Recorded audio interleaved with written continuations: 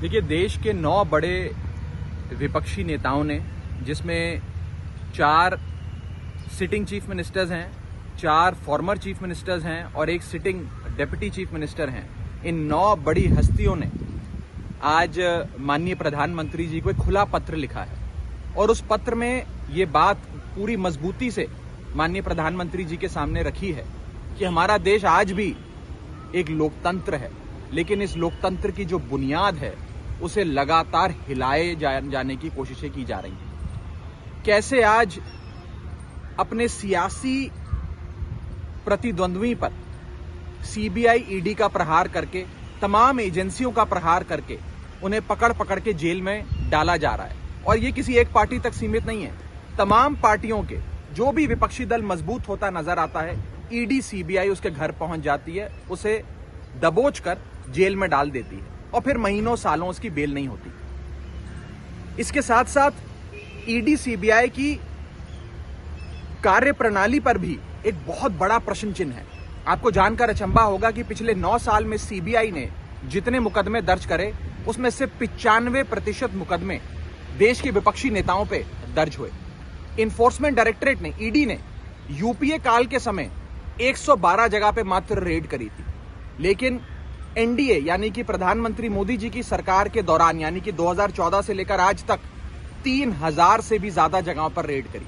और ईडी से जब पूछा जाता है कि आपने इतनी रेडें करी, इतने मुकदमे दर्ज करे, अंत में कितने लोगों को कोर्ट ने कन्विक्ट किया, यानी कि कितने लोगों को कोर्ट ने दोषी करार दिया, तो पता लगता है कि 0.05%, 0.05% भी कन्विक्शन रेट ईडी का नहीं है। आप लोग जो सवाल उठाते हैं मनीष सिसोदिया की गिरफ्तारी हो या एलडी का काम हो, उसके पीछे कहीं ना कहीं आप लोग सीधे तौर पे प्रधानमंत्री को दोषी मानते हैं, तो फिर उन्हीं को पत्र लिखने का क्या मतलब? देखिए, आज तमाम मुख्यमंत्री जिनको देश की जनता ने चुना है, जिन लोगों की वोट की ताकत से ये मुख्यमंत्री, ये पूर्व मुख्यमंत्री एक सरकारों में रहे हैं, सरकारें चलाई हैं, आज ये अपने ही देश के प्रधानमंत्री से एक अपील कर रहे हैं कि एजेंसियों का दुरुपयोग छोड़ दीजिए, एजेंसियों को इंडिपेंडेंट तरीके से फंक्शन करने दीजिए।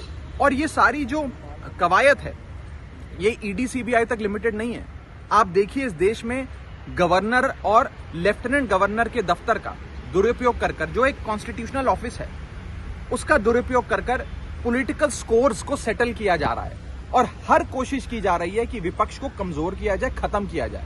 आप विपक्ष लड़िए, आप सत्ता में हैं, लड़िए, लेकिन चुनाव के रण के मैदान में लड़िए। एजेंसियों का इस्तेमाल कर गवर्नर के दफ्तर का इस्तेमाल कर आप केवल विपक्ष को ही खत्म करने की कोशिश नहीं कर रहे हैं, इस देश की लोकतांत्रिक बुनियाद को हिला रहे हैं।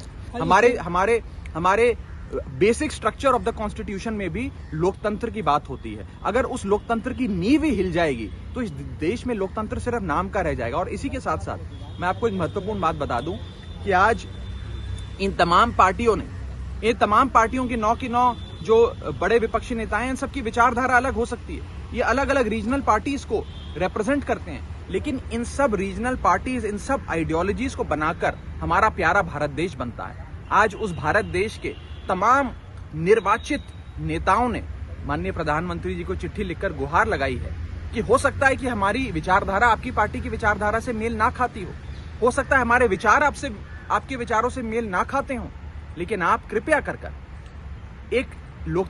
इस लोकतंत्र की जो बुनियाद है उसे ना हिलने दें और ईडी, सीबीआई का दुरुपयोग जो आज केंद्र में बैठी सरकार कर रही है उसे बंद किया जाए। सारे नेता मनीष सिसोदिया जी के अरेस्ट को लेकर बहुत चिंतित थे। मनीष सिसोदिया जी उस शख्स का नाम है जिसने 18 लाख बच्चों की जिंदगी, उनका भविष्य बदल दिया, सुनहरा कर दिया। आज सिर्फ आम आदमी पार्टी के लोगों में रोष नहीं है, सिर्फ दिल्ली के लोगों में रोष नहीं है, मनीष सिसोदिया जी के अरेस्ट से देश भर की आवाम में रोष है, तमाम नेताओं के मन में रोष है और इसीलिए आज सबने एक साथ आकर ये पत्र माननीय प्रधानमंत्री जी को। आपके हिसाब से चिंतित विपक्ष में लेकिन कांग्रेस तो कहीं नहीं है, न लेफ्ट पार्टी है, जो देश की 2 बड़े विपक्षी दल हैं। नहीं, उनका भी साथ हमें प्राप्त है। ये मात्र एक चिट्ठी के माध्यम से हमने माननीय प्रधानमंत्री जी को ये सारी बातें उनके संज्ञान में लाने का प्रयास किया है। तमाम पार्टियां, सारी विपक्षी दल, कांग्रेस का समर्थन है आपको? किसी से बात नहीं, सब साथ है, तमाम फोरम्स पे सब साथ होते हैं। मैं किसी एक विपक्षी दल पे व्यक्तिगत तौर पे कोई कमेंट नहीं करना चाहूंगा। मुझे लगता है कि जहां तक लोकतंत्र को बचाने की बात है तमाम विपक्षी दल साथ में है। बीजेपी को छोड़कर मैं आपको ये बताना चाहता हूं कि एनडीए के घटक दल भी आज हमें फोन कर समर्थन दे रहे हैं। कितने एनडीए के घटक दल है जिनके फोन हमें आए और उन्होंने कहा कि मनीष सिसोदिया जी के साथ जो हो रहा है बहुत बुरा हो रहा है। आप लोगों के नेता का नाम अगर आप बताएं। आप लोगों के साथ जो हो रहा है वो गलत हो रहा है, और इसीलिए मैं कह रहा हूं ये आप इसे सिर्फ विपक्ष बनाम सत्ताधारी पार्टी के चश्मे से ना देखिए, इसमें सब साथ हैं। एनडीए के घटक दल या नेता कोई अब ये सार्वजनिक तौर पर बताना उचित नहीं है कि एनडीए के कौन से घटक दल के नेताओं ने, बड़े नेताओं ने हमें फोन कर अपनी चिंता जताई। अगर मैं नाम ले दूंगा तो हो सकता है शाम तक उनके घर पे भी ईडी सीबीआई पहुंच जाए।